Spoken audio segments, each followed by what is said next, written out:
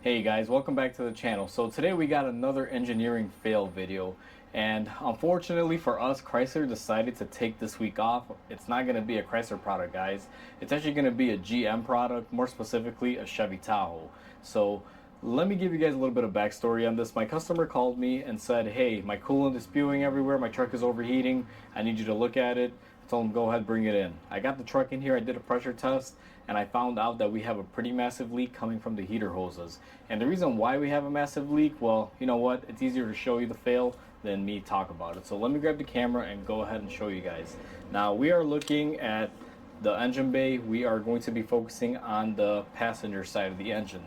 Now I'm going to zoom you guys in here, and I apologize ahead of time because I'm holding the camera. It's going to be a little shaky. Now when I opened the hood, this was just laying down here. You can see this is a heater hose with a clamp that's not original. And if we go a little further in here, you will notice that you got these two plastic quick connectors that hook up to the heater core that branch off the two lines that go to the rear AC unit.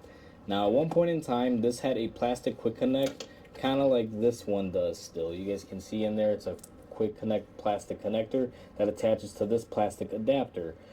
In this scenario, someone had modified this at some point. It's not uncommon to see this.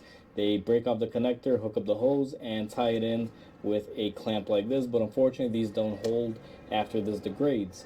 And that's what happened here. But the issue with this is GM used plastic on top of plastic, guys. And this is just a big failure point. I do so many of these every year. What winds up happening on the original design is this will crack or break right here, allow the hose to slip off, and it'll basically let all the coolant loose, or it'll have a leak either from this connector portion because the seals go bad, or from deeper in there on the actual connector that hooks up to the heater core.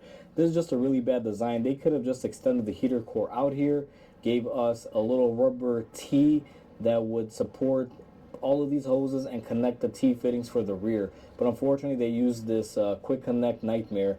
As you guys can see, it's quick connect here for the rear AC lines, quick connect on the heater core, and this is pretty deep within the firewall. You're not going to be able to see anything in there. You'll barely be able to get your hands in there. I have a tendency to break these off and just replace them with new ones. Because they just fight you. And on the ends here, I modify them. I put a new quick connect that I can put a clamp on to hold it into place. So that is this week's engineering fail, guys. I haven't done one of these videos in a while because I really haven't had anything to complain about as far as manufacturing. But this is just complete nonsense from GM. They should have used aluminum quick connectors or some sort of rubber extension. Make this a lot easier because this is a very common failure point. If anyone works on Chevys out there and you guys know what I'm referring to, you'll know how bad these fail and how often they do.